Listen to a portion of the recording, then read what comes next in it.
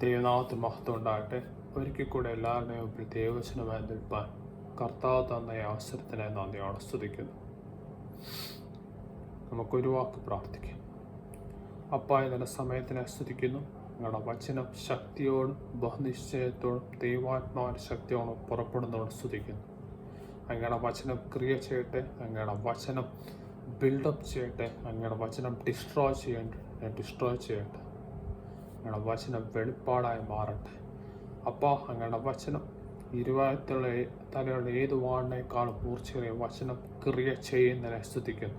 അങ്ങയുടെ വലിയ പ്രവർത്തിക്കാൻ സ്തുതിക്കുന്നതെല്ലാം നസ്രായ യേശു ക്രിസ്തു നാമത്തിൽ തന്നെയാണ്.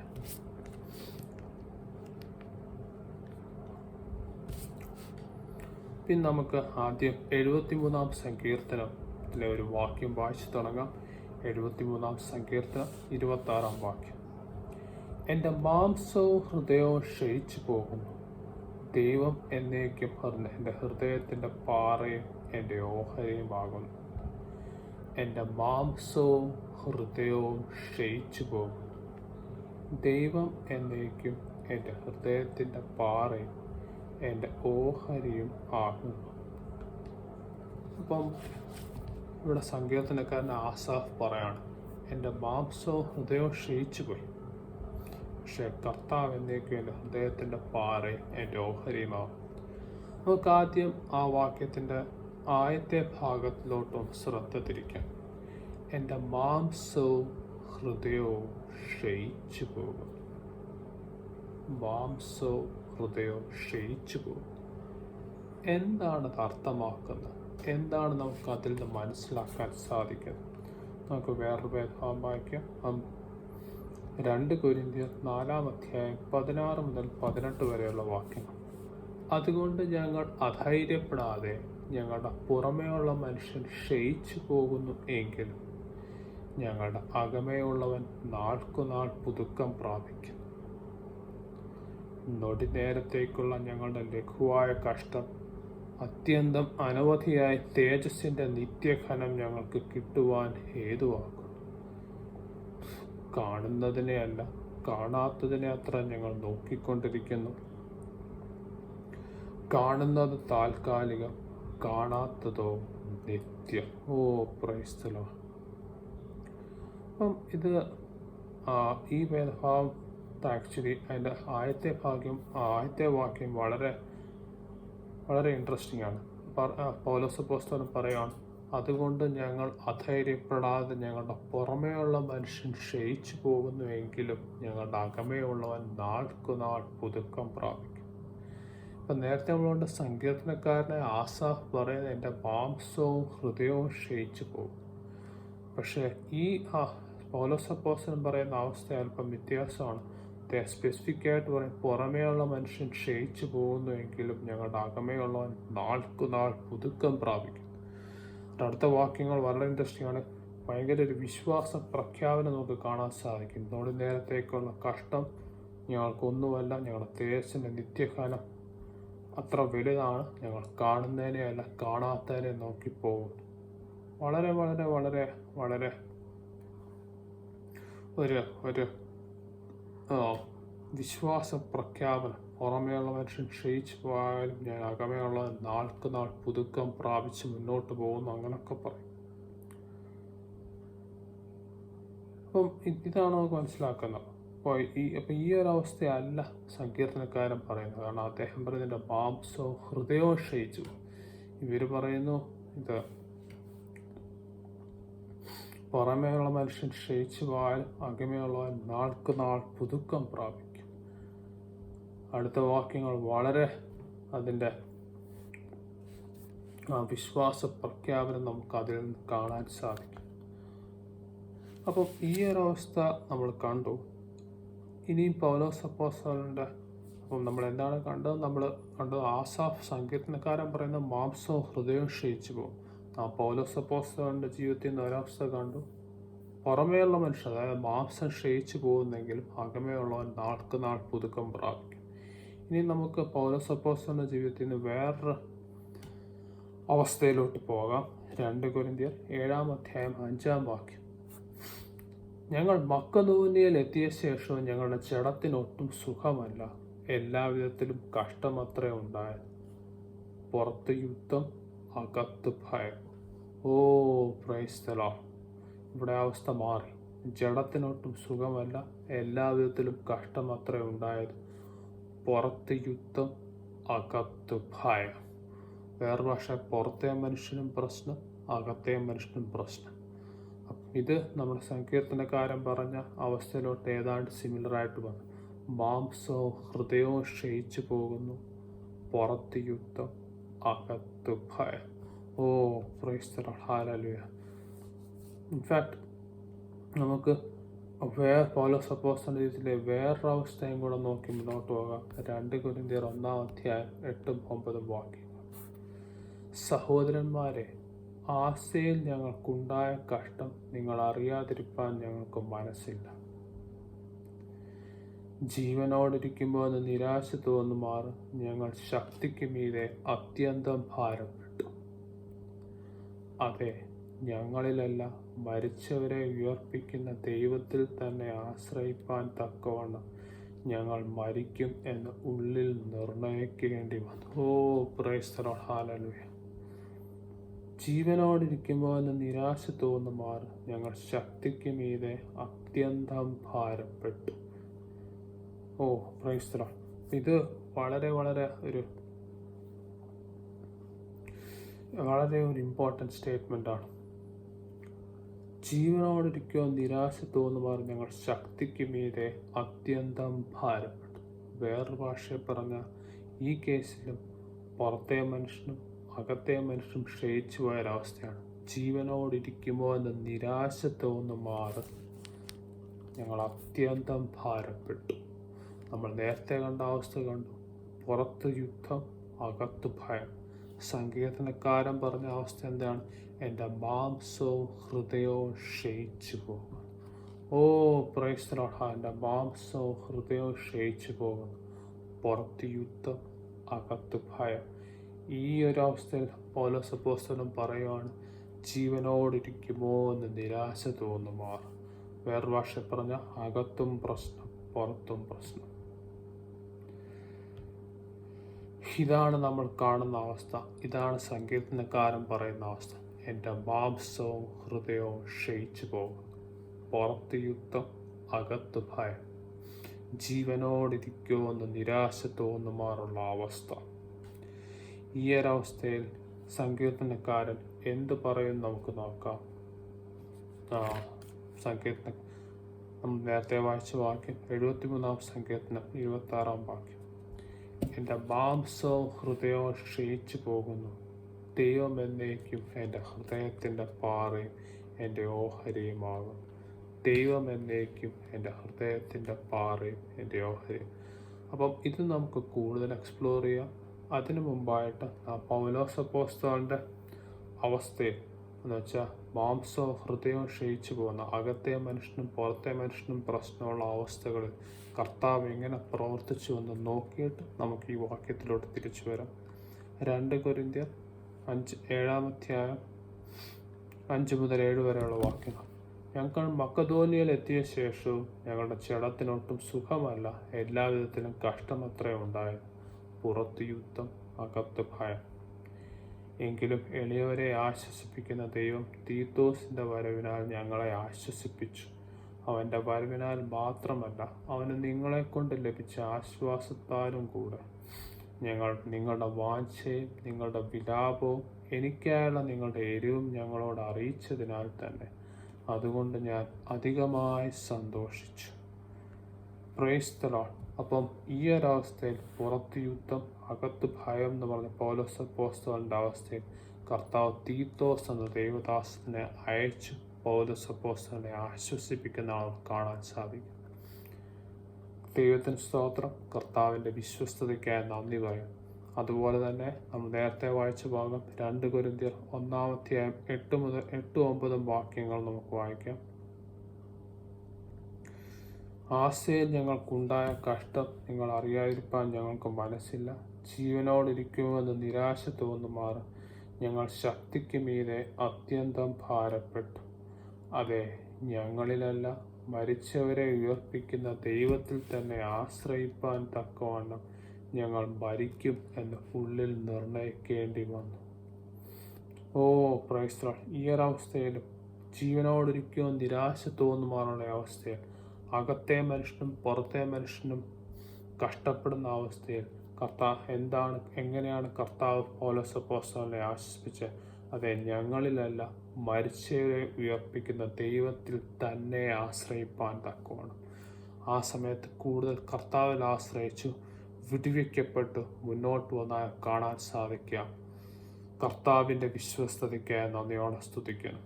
ഇനിയും നമുക്ക് നമ്മുടെ കുറിവാക്യത്തിലോട്ട് മടങ്ങി വരാം. എൻ്റെ മാംസവും ഹൃദയവും ക്ഷയിച്ചു പോകുന്നു, എന്നാൽ ദൈവം എന്നേക്കും എൻ്റെ ഹൃദയത്തിൻ്റെ പാറയും എൻ്റെ ഓഹരിയുമാകുന്നു. നാം ഡീറ്റെയിൽഡായിട്ട് കണ്ട് മാംസവും ഹൃദയവും ക്ഷയിച്ചു പോകുന്ന അവസ്ഥ, പുറത്ത് യുദ്ധം, അകത്ത് ഭയം, ജീവനോടിരിക്കുമ്പോൾ നിരാശ തോന്നുവാനുള്ള അവസ്ഥ. എൻ്റെ മാംസവും ഹൃദയവും ക്ഷയിച്ചു പോകുന്നു, എന്നാൽ ദൈവം എന്നേക്കും എൻ്റെ ഹൃദയത്തിൻ്റെ പാറയും എൻ്റെ ഓഹരിയുമാകും. നാം പൗലോസ് അപ്പോസ്തലന്റെ അവസ്ഥയിൽ കർത്താവ് എങ്ങനെ പ്രവർത്തിച്ചെന്ന് കണ്ടു. ഇനി നമുക്ക് ഈ വാക്യത്തിൻ്റെ രണ്ടാം ഭാഗത്തിലോട്ട് ഒന്നുകൂടെ ഫോക്കസ് ചെയ്യാം. എൻ്റെ മാംസവും ഹൃദയവും ക്ഷയിച്ചു പോകുന്നു, എന്നാൽ ദൈവം എന്നേക്കും എൻ്റെ ഹൃദയത്തിൻ്റെ പാറയും എൻ്റെ ഓഹരിയുമാകും. ഓ പ്രൈസ്. എൻ്റെ മാംസവും ഹൃദയവും ക്ഷയിച്ചു പോകുന്നു, എന്നാൽ ദൈവം എന്നേക്കും എൻ്റെ ഹൃദയത്തിൻ്റെ പാറയും എൻ്റെ ഓഹരിയുമാകുന്നു. Price the Lord.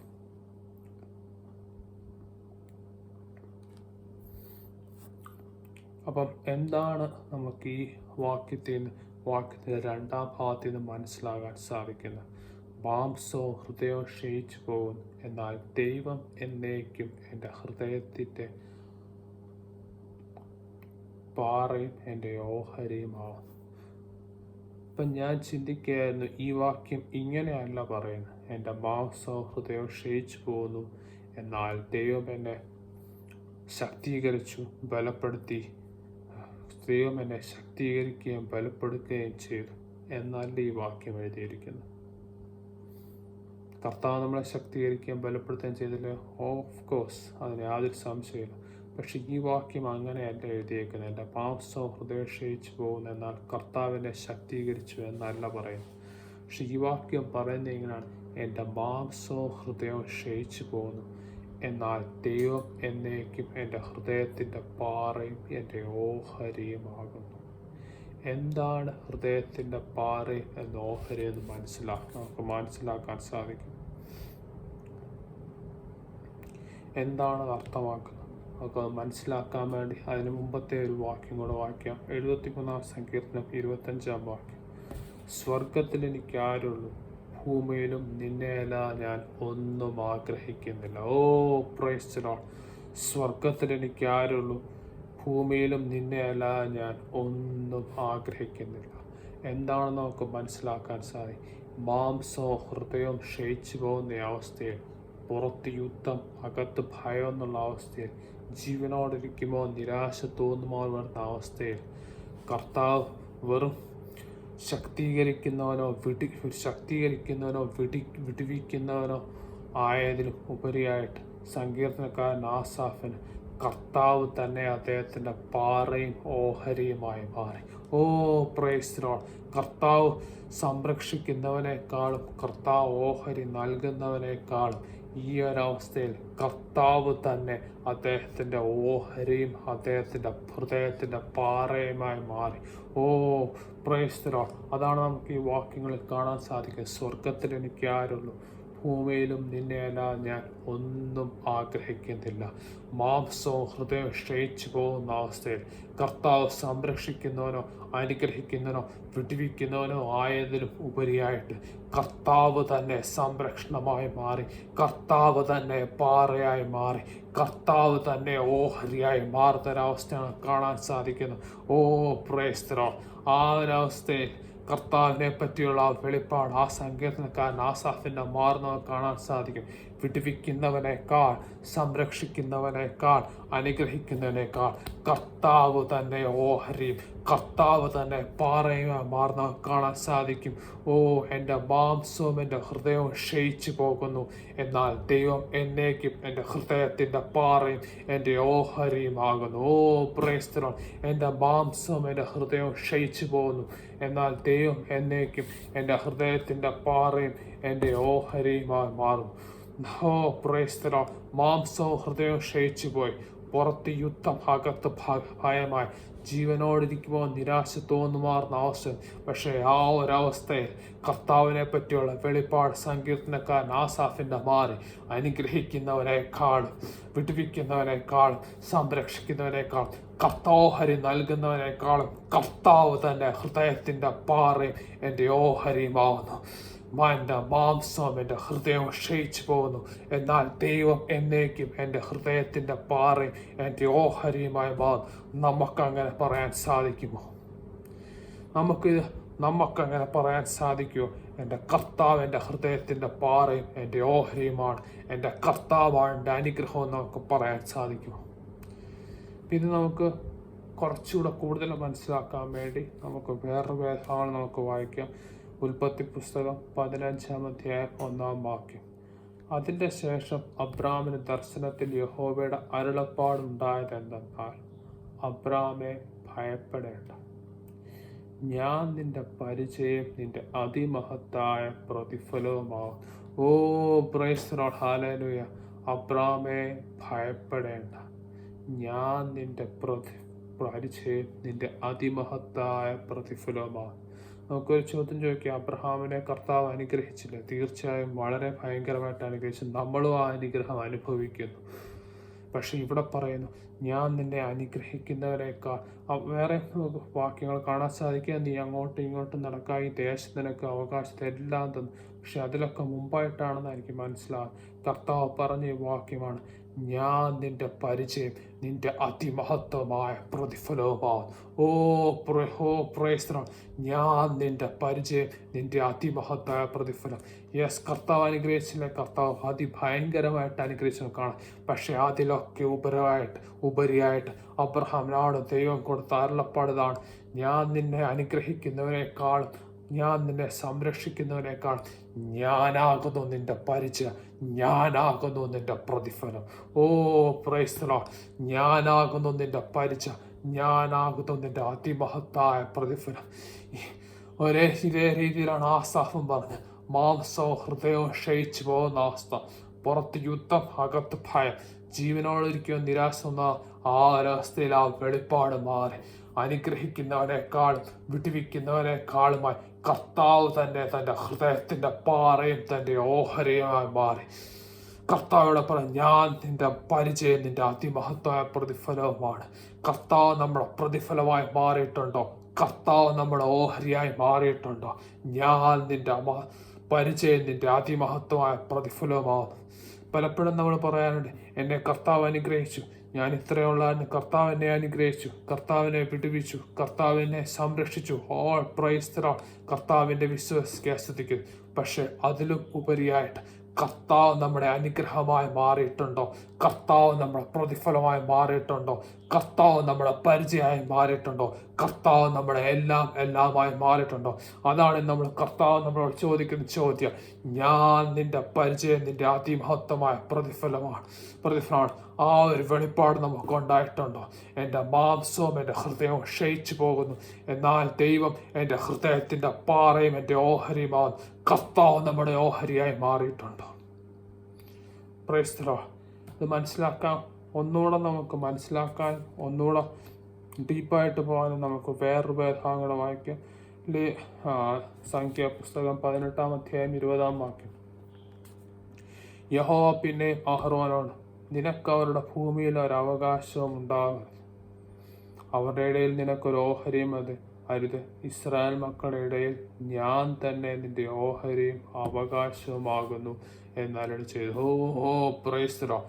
നമുക്കറിയാം, പൗരോഹിത്യ ഗോത്രമായ ലേവി ഗോത്രത്തിന് യഹോവയെ ദൈവം കൊടുത്ത ഒരു അരുളപ്പാടാണ്, നിനക്ക് അവകാശം ഉണ്ടാകരുത്, ഞാൻ തന്നെ നിന്റെ ഓഹരിയും അവകാശവുമാകുന്നു എന്നരുളി ചെയ്തു. ഓ പ്രൈസ് ലോർഡ്. കർത്താവ് നമ്മുടെ ഓഹരിയും അവകാശമായി മാറിയിട്ടുണ്ടോ? കർത്താവ് നമുക്ക് ഓഹരി തന്നു, കർത്താവ് നമുക്ക് ഇന്ന അവകാശം തന്നു, കർത്താവ് നമുക്ക് ഇന്ന അനുഗ്രഹം തന്നു. ഓ പ്രൈസ് ലോർഡ്, ഹല്ലേലൂയ. പക്ഷെ അതിലുപരിയായിട്ട് കർത്താവ് നമ്മുടെ ഓഹരിയും അവകാശമായി മാറിയിട്ടുണ്ടോ? കർത്താവ് നമ്മുടെ പരിചയം, നമ്മുടെ അതിമഹത്വമായ പ്രതിഫലവുമായി മാറിയിട്ടുണ്ടോ? ആസാഫിനെ പോലെ നമുക്കും പറയാൻ സാധിക്കുമോ? എന്നാൽ എന്നേക്കും എൻ്റെ ദൈവം എൻ്റെ ഹൃദയത്തിൻ്റെ പാറയും എൻ്റെ ഓഹരിയുമാകുന്നു. കർത്താവ് നമ്മുടെ പ്രതിഫലമായി മാറിയിട്ടുണ്ടോ? ഓ, കർത്താവ് നമ്മുടെ ഹൃദയത്തിൻ്റെ പാറയും ഓഹരിയുമായി മാറിയിട്ടുണ്ടോ? കർത്താവ് നമ്മുടെ അവകാശവും നമ്മുടെ പ്രതിഫലമായി മാറിയിട്ടുണ്ടോ? ആ ഒരു വെളിപ്പാടിലോട്ട് നമുക്ക് കടന്നു വരാം. Price the Lord. എൻ്റെ മാംസവും എൻ്റെ ഹൃദയവും ക്ഷയിച്ചു പോകുന്നു, എന്നാൽ ദൈവം എന്നേക്കും എൻ്റെ ഹൃദയത്തിൻ്റെ പാറയും എൻ്റെ ഓഹരിയുമാവുന്നു. കർത്താവ് നമ്മുടെ ഓഹരിയായി മാറിയിട്ടുണ്ടോ? ഇതിനോട് സംബന്ധിച്ച് ദാവീദ് പറഞ്ഞ കുറച്ച് കാര്യങ്ങൾ നോക്കിയിട്ട് മുന്നോട്ട് പോവാം. 16-ാം സങ്കീർത്തനം 5-ാം വാക്യം. എൻ്റെ അവകാശത്തിനെയും പാനപാത്രത്തിനെയും പങ്ക് യഹോവയാവുന്നു, നീ എനിക്കുള്ള ഓഹരിയെ പരിപാലിക്കുന്നു. എൻ്റെ അവകാശത്തിനെ പാനപാത്രത്തിനെ പങ്ക് യഹോവയാകുന്നു. അവകാശത്തിനെ പാനപാത്രത്തിനെ പങ്ക് യഹോവ തന്ന ഭൗമിക അനുഗ്രഹമല്ല, പക്ഷെ എൻ്റെ അവകാശത്തിനെ പാനപാത്രത്തിനെ പങ്ക് യഹോവയാകുന്നു. നമ്മുടെ അവകാശം കർത്താവായി മാറിയിട്ടുണ്ടോ? നമ്മുടെ മഹത്തായ പ്രതിഫലം കർത്താവായി മാറിയിട്ടുണ്ടോ?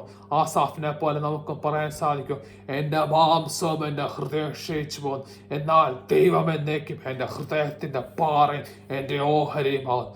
ദൈവം എന്നേക്കും എൻ്റെ ഹൃദയത്തിൻ്റെ പാറയും എൻ്റെ ഓഹരിയും. കർത്താവ് നമ്മുടെ ഹൃദയത്തിൻ്റെ പാറയും ഓഹരിയുമായി മാറിയിട്ടുണ്ടോ? ആ ഒരു വെളിപ്പാടിലോട്ട് നമുക്ക് കടന്നു വരാം. സങ്കീർത്തനക്കാരൻ ദാവീദ് ഇതിനപ്പുറമായിട്ട് വേറെ കാര്യങ്ങൾ പറഞ്ഞിട്ടുണ്ട്. ഞാൻ ആ വാക്യം എടുക്കുന്നില്ല. ഇത് 27-ാം സങ്കീർത്തനത്തിൽ ദാവീദ് പറയുന്നു, ഞാൻ യഹോവയോട് ഒരു കാര്യം അപേക്ഷിച്ചു, അത് തന്നെ ഞാൻ ആഗ്രഹിക്കുന്നു, യഹോവയുടെ മനോഹരത്വം കാണുവാനും അവൻ്റെ മന്ദിരത്തിൽ ധ്യാനിപ്പാൻ എൻ്റെ ആയുഷ്കാലമൊക്കെ ഞാൻ യഹോവയുടെ ആലയത്തിൽ പാർക്കേണ്ടത് തന്നെ. കർത്താവായിരുന്നു അദ്ദേഹത്തിൻ്റെ അവകാശം, കർത്താവായിരുന്നു അദ്ദേഹത്തിൻ്റെ ഓഹരി. ആസാഫ് പറയുന്നു, എൻ്റെ മാംസം എൻ്റെ ഹൃദയം ക്ഷയിച്ചു പോകുന്നു, എന്നാൽ ദൈവം എന്നേക്കും എൻ്റെ ഹൃദയത്തിൻ്റെ പാറയും എൻ്റെ ഓഹരിയുമാവുന്നു. കർത്താവ് നമ്മുടെ ഓഹരിയായി മാറിയിട്ടുണ്ടോ? കർത്താവ് നമ്മുടെ അതിപ്രഹത്തായ പ്രതിഫലമായി മാറിയിട്ടുണ്ടോ? കർത്താവ് നമ്മുടെ അവകാശമായി മാറിയിട്ടുണ്ടോ?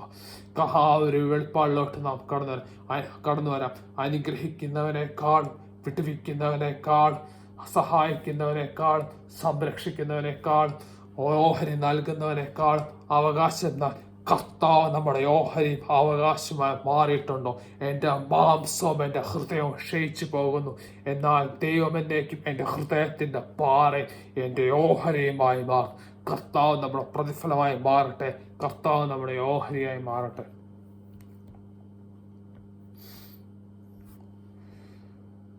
Praise the Lord. അപ്പം ഇത്രയും നമ്മൾ കണ്ടു. നമ്മൾ എന്താണ് കണ്ടു? വളരെ സിമ്പിളാണ്. എൻ്റെ മാംസോ ഹൃദയം ക്ഷയിച്ചു പോകുന്ന അവസ്ഥ, അതായത് പുറത്ത് യുദ്ധം, അകത്ത് ഭയം, ജീവനോടിരിക്കാൻ നിരാശ തോന്നുന്ന അവസ്ഥ. ആ ഒരു അവസ്ഥയിൽ എന്താണ് സങ്കീർത്തനക്കാരൻ ആസാഫ് പറയാൻ? എന്നാൽ ദൈവം എന്നേക്കും എൻ്റെ ഹൃദയത്തിൻ്റെ പാറയും എൻ്റെ ഓഹരിയുമായി മാറുന്നു. ആ സമയത്ത് കർത്താവിനെ പോലെ വെളിപ്പാട് ആസാഫിന് മാറി.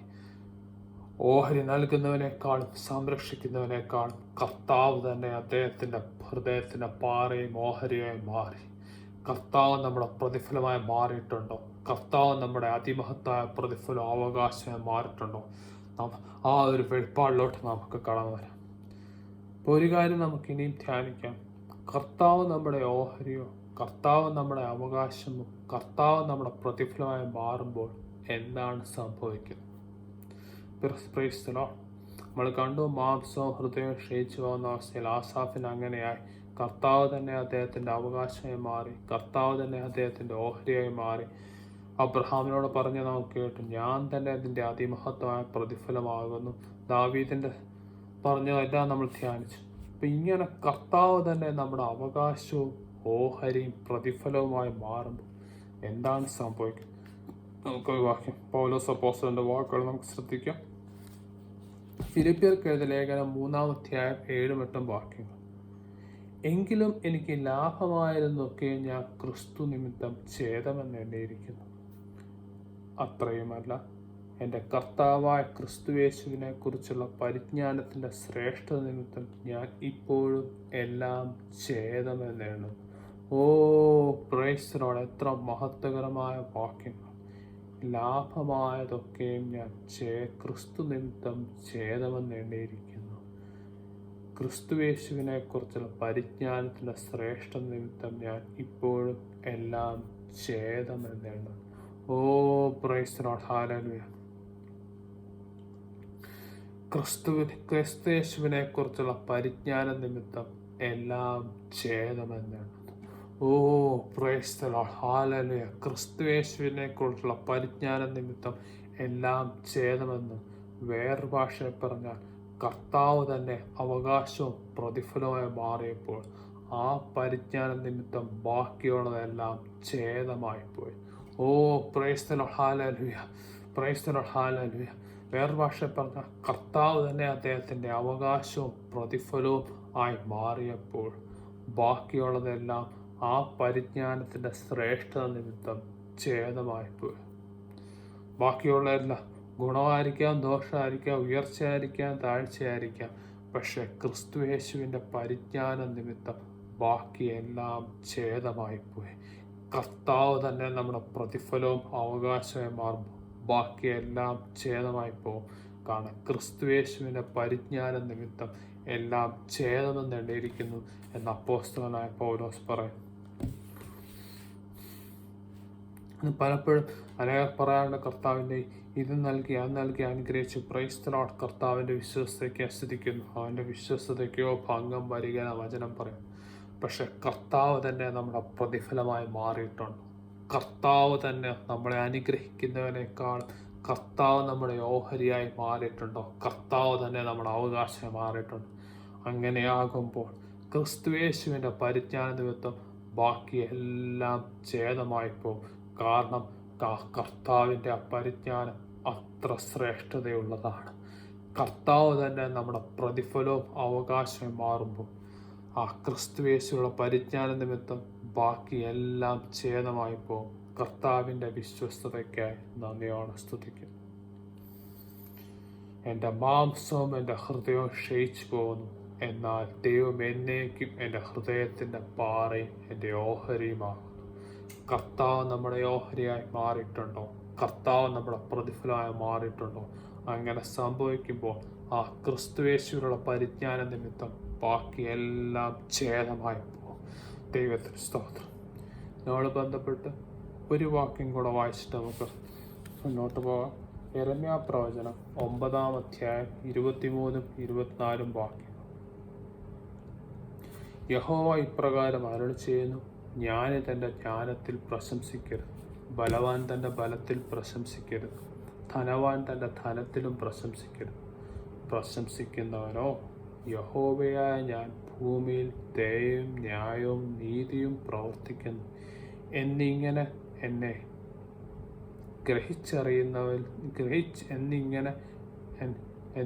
എന്നെ ഗ്രഹിച്ചറിയുന്നതിൽ തന്നെ പ്രശംസിക്കട്ടെ. ഇതിൽ അല്ലോ എനിക്ക് പ്രസാദമുള്ളത് എന്ന് യഹോവയുടെ അരുളപ്പാട്. ഓ പ്രൈസ് ദി ലോർഡ്. പ്രശംസിക്കുന്നവനോ, കർത്താവ് എന്താണ് പറയുന്നത്? ഒന്നിലും പ്രശംസിക്കരുത്. പക്ഷെ പ്രശംസിക്കുന്നവനോ യഹോവയായ ഞാൻ ദയയും ന്യായവും നീതിയും പ്രവർത്തിക്കുന്നു എന്നിങ്ങനെ ഗ്രഹിച്ചറിയുന്നതിൽ തന്നെ പ്രശംസിക്കട്ടെ. ഇതിൽ അല്ലോ എനിക്ക് പ്രസാദമുള്ളത് എന്ന് യഹോവയുടെ അരുളപ്പാട്. കർത്താവ് നമ്മുടെ അതിമഹത്തായ പ്രതിഫലവും അവകാശിയും ഓഹരിയുമാവുമ്പോൾ കർത്താവ് തന്നെ നമ്മുടെ പ്രശംസയായി മാറും. വേറെ ഒന്നിലും നമുക്ക് പ്രശംസിക്കാൻ തോന്നത്തില്ല. നമ്മുടെ അച്ചീവ്മെൻറ്റ്സിലോ, നമ്മുടെ ആത്മീക അച്ചീവ്മെൻറ്റ്സിലോ, ഭൗതിക അച്ചീവ്മെൻറ്റ്സിലോ, നമ്മൾ ഇന്ന ആരാണെന്നോ ഇങ്ങനെ പ്രാർത്ഥിക്കുന്നവരാണെന്നോ ഒന്നിലും നമുക്ക് പ്രശംസിക്കാൻ ഇടവരത്തില്ല. കർത്താവ് തന്നെ നമ്മുടെ പ്രശംസയായി മാറും. ഇന്ന് കർത്താവ് നമ്മളോട് ചോദിക്കുന്ന ചോദ്യം ഇതാണ്. കർത്താവ് നമ്മളെ അനുഗ്രഹിക്കുന്നവനായി നമുക്കറിയായിരിക്കും. കർത്താവ് നമ്മളെ വിടുവിക്കുന്നവനായി അറിയായിരിക്കും. കർത്താവ് നമ്മുടെ ആവശ്യങ്ങൾ നിറവേറ്റുന്നവനായി നമുക്കറിയായിരിക്കും. പക്ഷേ കർത്താവ് തന്നെ നമ്മുടെ പ്രതിഫലമായി മാറിയിട്ടുണ്ടോ? കർത്താവ് തന്നെ നമ്മുടെ ഓഹരിയായി മാറിയിട്ടുണ്ടോ? ഈ വാക്യം അനുസരിച്ച് കർത്താവ് തന്നെ നമ്മുടെ പ്രശംസയായി മാറിയിട്ടുണ്ടോ? ആ ഒരു വെളിപ്പാടിലോട്ട് നമുക്ക് കർത്താവ് തന്നെ നമ്മുടെ ഓഹരിയും നമ്മുടെ പ്രശംസയും നമ്മുടെ പ്രതിഫലവുമായി മാറട്ടെ. എൻ്റെ മാംസവും എൻ്റെ ഹൃദയവും ക്ഷയിച്ചു പോകുന്നു, എന്നാൽ ദൈവം എന്നേക്കും എൻ്റെ ഹൃദയത്തിൻ്റെ പാറയും എൻ്റെ ഓഹരിയുമാവുന്നു. കർത്താവ് നമ്മുടെ പ്രശംസയായി മാറട്ടെ. കർത്താവ് തന്നെ നമ്മുടെ ഓഹരിയായി മാറട്ടെ. ഇൻട്രസ്റ്റിംഗ്, ഈ ഒരു ഭാഗം യെരമ്യാവിൻ്റെ പുസ്തകത്തിൽ നമ്മൾ ഈ വായിച്ച ഭാഗം 2 പ്രാവശ്യം പൗലോസ് അപ്പോസ്തലൻ പുതിയ നിയമത്തിൽ കോട്ടിയിട്ടുണ്ട്. അതുകൂടെ വായിച്ചിട്ട് ക്ലോസ് ചെയ്യാം. 1 കൊരിന്ത്യർ 1-ാം വാക്യം, പ്രശംസിക്കുന്നവൻ കർത്താവിൽ പ്രശംസിക്കട്ടെ എന്ന് എഴുതിയിരിക്കുന്നത് പോലെ ആകേണ്ടതിന് തന്നെ. 2 കൊരിന്ത്യർ 10-ാം വാക്യത്തിൽ നമുക്ക് കാണാൻ സാധിക്കും, പ്രശംസിക്കുന്നവൻ കർത്താവിൽ പ്രശംസിക്കട്ടെ, തന്നെത്താൻ പുകഴ്ത്തുന്നവനല്ല, കർത്താവ് പുകഴ്ത്തുന്നവൻ അത്രേ കൊള്ളാകുന്നവൻ. പ്രശംസിക്കുന്നവൻ കർത്താവിൽ പ്രശംസിക്കട്ടെ. Price the Lord. പറയുന്ന ആൾ പൗലോസ് അപ്പോസ്തലനാണ്. അന്നത്തെ കാലത്ത് വളരെ പ്രാഗൽഭ്യവും പഠിത്തവും ഉള്ള ഒരു മനുഷ്യനാണ്. അന്നത്തെ കാലത്ത് പരീശന്മാരിൽ പരീശനായ പൗലോസാണ്.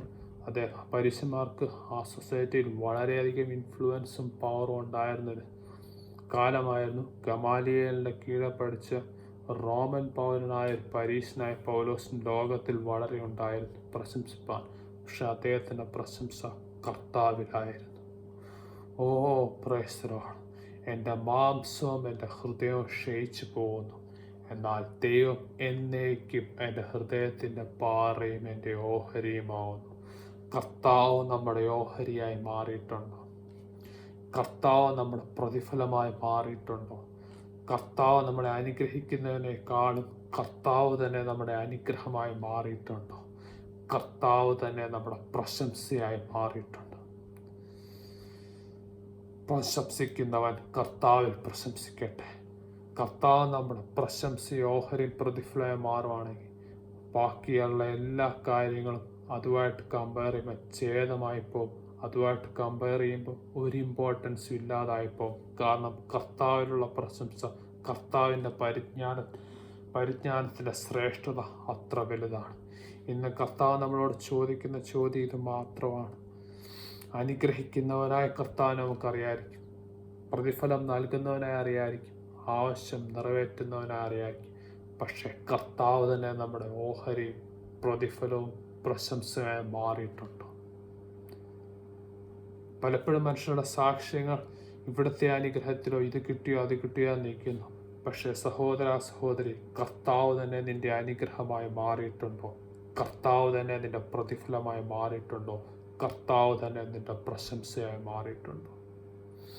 നമുക്കൊരു വാക്ക് പ്രാർത്ഥിച്ച് നമുക്ക് ക്ലോസ് ചെയ്യാം. കർത്താവേ, എന്നുള്ള സമയത്തിനെ സ്തുതിക്കുന്നു. വചനം ഘോഷിക്കാൻ അടിയനെ സഹായിച്ചതിനെ സ്തുതിക്കുന്നു. പലപ്പോഴും ഞങ്ങളുടെ ഫോക്കസ് അങ്ങയിൽ നിന്ന് മാറിപ്പോയി. അങ്ങ് ഞങ്ങൾക്ക് അനുഗ്രഹം തരുന്ന ഒരു ഒബ്ജക്റ്റായി മാറിപ്പോയി.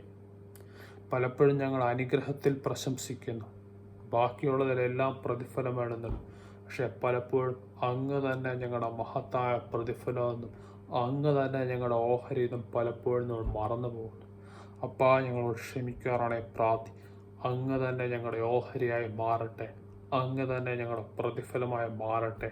അങ്ങ് തന്നെ ഞങ്ങളെ പ്രശംസയായി മാറട്ടപ്പ. പ്രശംസിക്കുന്നവൻ കർത്താവിൽ പ്രശംസിക്കട്ടെ. ക്ഷമിക്കാറാണ് ഞങ്ങൾ അങ്ങോട്ട് തിരിച്ചു വന്ന് ഞങ്ങളോട് ക്ഷമിക്കാറാണെ പ്രാർത്ഥിക്കുന്നപ്പ. ആ ഒരു വെളിപ്പാടിലോട്ട് ഞങ്ങൾ മാറട്ടപ്പ. എന്നും കർത്താവെ അങ്ങേ അനുഗ്രഹിക്കുന്നവനായിട്ടോ അങ്ങയുടെ അനുഗ്രഹത്തിൽ പ്രശംസിക്കുന്നവനായിട്ടല്ലപ്പ, അങ്ങയിൽ പ്രശംസിച്ച് അങ്ങ് തന്നെ ഞങ്ങളുടെ പ്രതിഫലവും അനുഗ്രഹമായി മാറട്ടെ. ഞങ്ങൾ അങ്ങയിൽ പ്രശംസിക്കട്ടെ. അങ്ങയുടെ വചനം ക്രിയ ചെയ്തിരിക്കാൻ സ്തുതിക്കുന്നു. അങ്ങയുടെ വചനം അനേകർക്ക് അനുഗ്രഹമാക്കി മാറ്റിയെ സ്തുതിക്കുന്നു. എല്ലാം നസ്രാന യേശു ക്രിസ്തുവിൻ നാമത്തിൽ തന്നെ. ആമേൻ. Thank you. God bless U.